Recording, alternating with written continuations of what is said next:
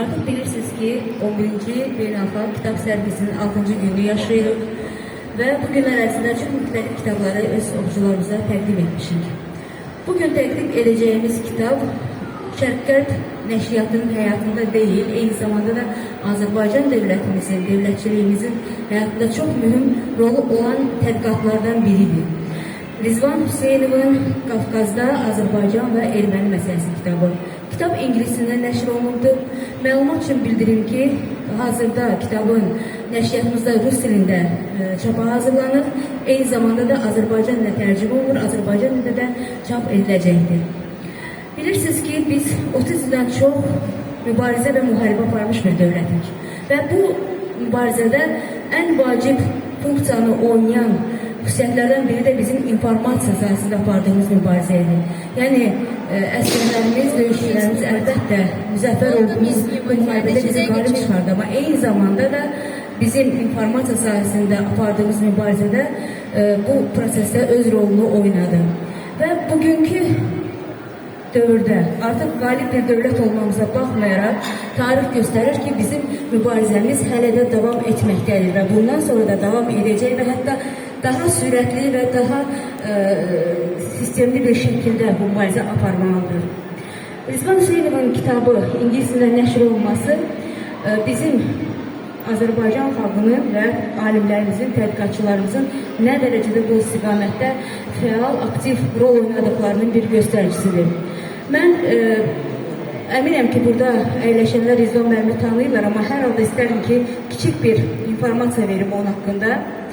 Azərbaycan tarixçisi, siyasi analitik, hərbi ekspert, Qafqaz Tarixi Mərkəzinin direktoru Rizvan Hüseynov bu istiqamətdə 150-dən çox elmi və publisistik məqalənin müəllifidir. Yəni, demək olar ki, həyatını bu istiqamətdə araşdırmalara, tədqiqatlara həsr edibdir. Və bu da həmin prosesin, necə deyirlər, çox dəyərli nəticəsidir. Kitab haqqında fikrini bildirmək üçün sözü verirəm Azərbaycan Milli Elmlər Akademiyası Tarix İnstitutunun professoru Nigar Gözəlovaya.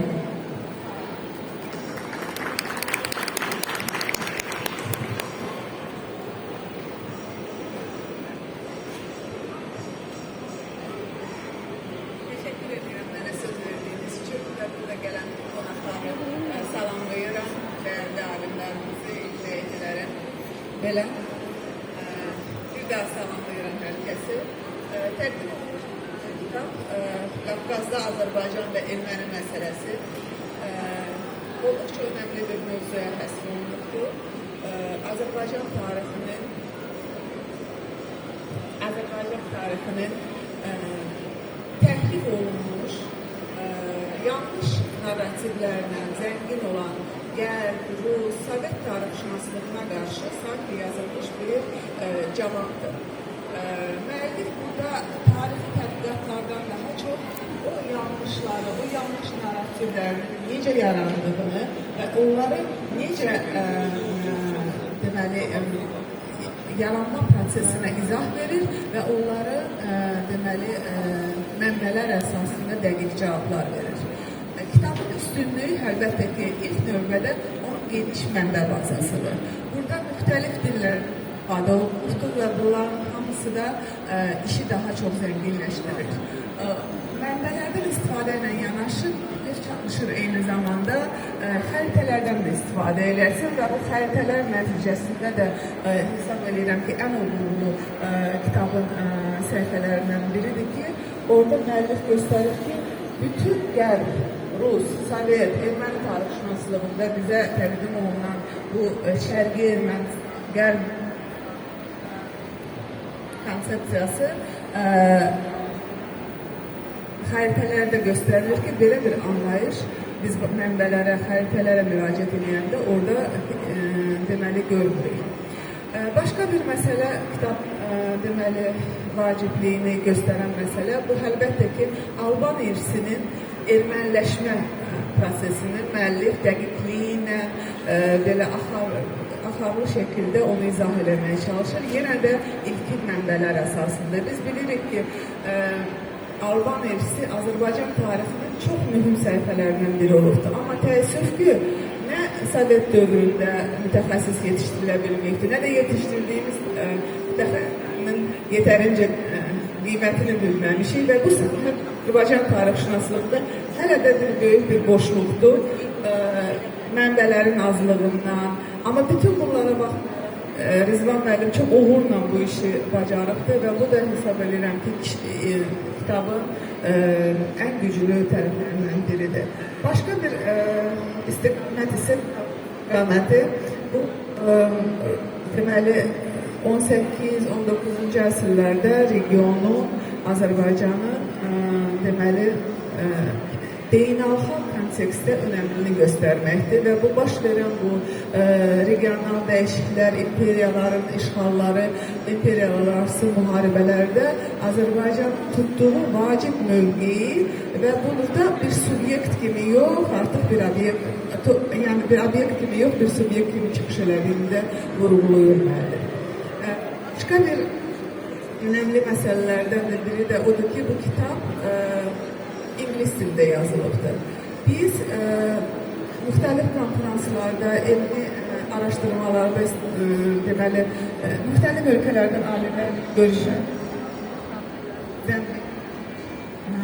Bu deməli, onların bizim ədəbiyyatla heç tanış olmamaqlarıdır.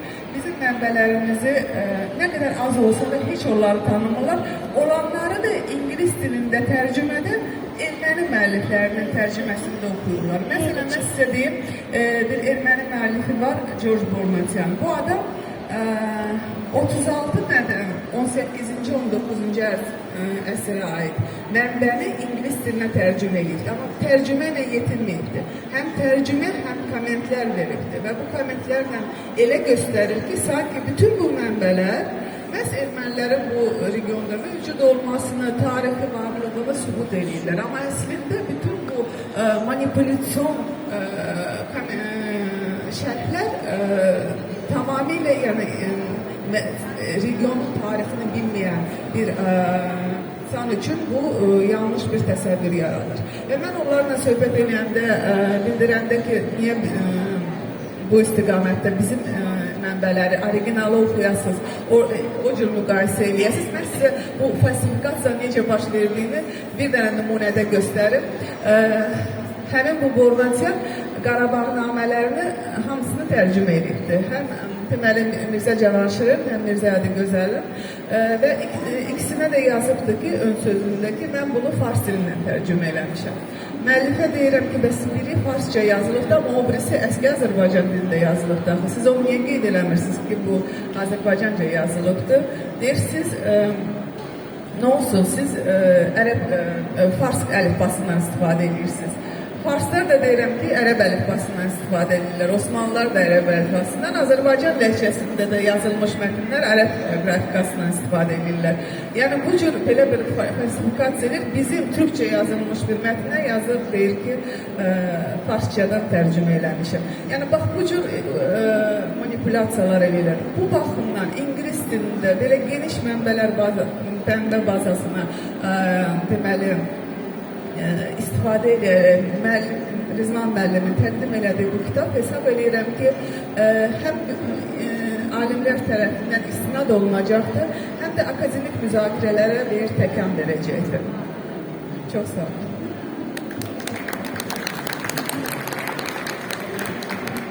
Təşəkkür edirik Nigar xanım belə ətraflı məlumata görə. Əziz dostlar, mən istərdim, bilirsiniz, hər bir kitab haqqında ilkin məlumatı onun mündərəcəti verir və mündərəcətdə mövzulara baxanda nə dərəcədə ciddi, nə dərəcədə vacib və nə dərəcədə araşdırılması zəruri olan məsələlərə toxunulduğu çox açıq şəkildə görülür. Məsələn, mən bəzilərini istərdim qeyd edim, ən azından burada oxucularda bəlkə kimlərisə sualı meydana çıxa bilər. Qədim mənbələrdə Azərbaycan yoxsa Atropatena? Azərbaycan haqqında orta əsrlər və son gürcü mənbələri. Ermənistanın və ermənilərin mənşəyi haqqında qədim vərifləri yazdıqları, ərəb və müsəlman orta əsr mənbələrində yazılanlar, orta əsr ərəb müsəlman mənbələrinin və xəritələrinin erməni saxtakarlıqları, Çin mənbələrində, Avropa, Amerika mənbələrindən istifadə edilərək çox geniş, əhatəli təhlillər aparılıbdır. Mən bu qeydləri ona görə etdim ki, bəlkə bir daha qeyd edirəm, oxuculardan, bizim burada iştirak edən oxuculardan kimlərsə sualları meydana çıxa bilər. ise bizim Qazaxıstandan gelmiş bir qonağımız var. Arxeolog Tatyana Krupa. Buyurun. Salamlar sizlerine hürmetli dostlar. Мен Татьяна Крупа, менің атаным Украина, Харьков, Колосы. Но 7 лет я живу и работаю в Казахстане, как вы понимаете. А до этого я бы хотела немножко сказать по поводу нашего главного сегодня героя. Для меня это человек-герой. Дружу с Резваном я 25 лет. Это давняя история была о том, как познакомились.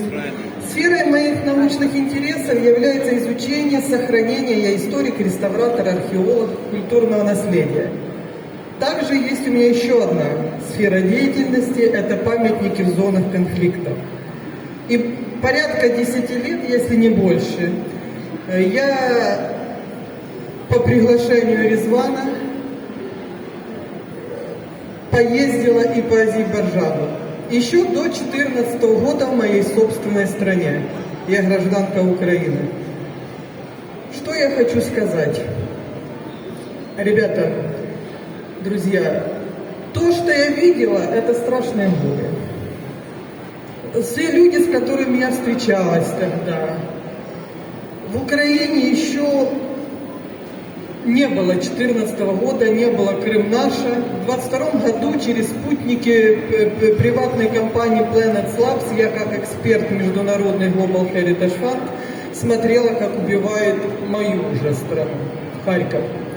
Мои родные пережили оккупацию в Изюме. Осенью 22 года я посетила Ахдам и Физули. И видела вот такие деревья, которые росли из стен чудесного города Физули, воспетого во многих письменных источниках Средневековья. Я стояла и смотрела, и был вопрос, зачем вы пришли в чужую землю? Вы не смогли дать этой земле ту любовь, которую давали люди, которые строили эти дома. Вы не прижились здесь, вы были здесь чужие. Зачем вы сюда пришли? Вот я задаю этот вопрос на международных форумах. Моя позиция может быть радикальной. Но вы знаете, речь ведь не в религии, речь банальной в справедливости и в ценности человеческой жизни. Вы знаете, у меня так сложилось, что до того, как Резван мне предложил возглавить нашу экспедицию в поисках Солнца, я руководитель этой группы, за что я ему благодарна. И опыт этой работы помог и моей стране по организации независимого экспертного мониторинга. Вы знаете, я ездила как обычный реставратор по СНГовской линии в Маты-на-Даран. Была экспертом к сокровищнице католикосов. Человек, который больше 20 лет копал в Херсонес-Таврический, видела храмы. И помню разговор, мы сидели в Баку в 2013 году.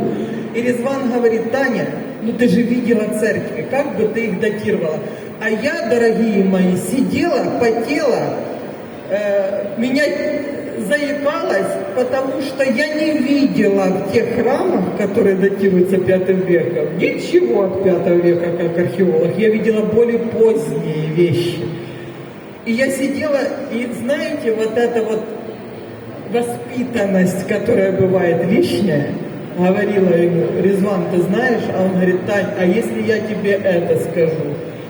Каков был ужас, когда я уже целенаправленно приехала в Маты-на-Даран и публично попросила показать мне фотографии, я не сказала Ереване, я сказала корректно, старого Еревана конца 19 века.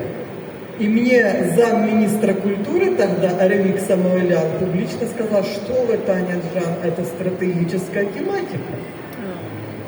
Понимаете? А я ведь как человек, который понимает, что такое древний город, я археолог по городской археологии, я ходила и не видела у города старой застройки, которая есть везде. Понимаете? Потом были материалы найдены по ереванским ханам, потом были перебитые надписи, Мой любимый памятник, которым я вспоминаю везде, это село Кирзан Тавузского района, где я за 35 лет археологического стажа не видела ритуального могильника, когда мусульмане и христиане похоронены вперемешку. Это говорит о том, что похоронены одни и те же люди одного народа, просто одни молились, как говорится, одному Богу, другие другому. Ничего удивительного здесь нет. Но исламские погребения с мхом, лишайником, и все как положено, ветер на них действовал. А христианские, затертые, есть фильм «История, написанная болгаркой», там есть интервью по этому поводу. И я все эти годы говорю, что мы должны провести экспертное изучение, чтобы доказать, когда эти надписи появились. Я говорю это постоянно, и я могу работу эту организовать. Это я заведующая лабораторией научной, это моя работа. Поэтому я ждала эту книгу. Я прилетела сегодня утром, и когда Резван сказал: Тань, мы вечером можем встретиться, нашего там общего друга, Мир Тимура Мамедова. Часиков 5 у меня презентация книжки, я сказала: где? Понимаете, для меня большая честь поздравить друга, единомышленника, коллегу. То, что он сделал, я знаю, сколько труда ему это стоило. Я знаю, как он это собирал. Чем он жертвовал, тоже догадываюсь, потому как это часто отрывается от семьи. Перед нами, дорогие друзья, человек, который для меня и друг, и эталон любви к своей земле, и единомышленник, человек, с которым я готова пойти, как говорится, в огонь и воду, если надо будет. И это искренне говорю, и уважаю, люблю этого человека много лет. Он достойный сын своей земли. Азербайджанцы, вам повезло, что у вас есть Резван Гусейнов. И нам повезло. Резван, мы тебя все очень любим.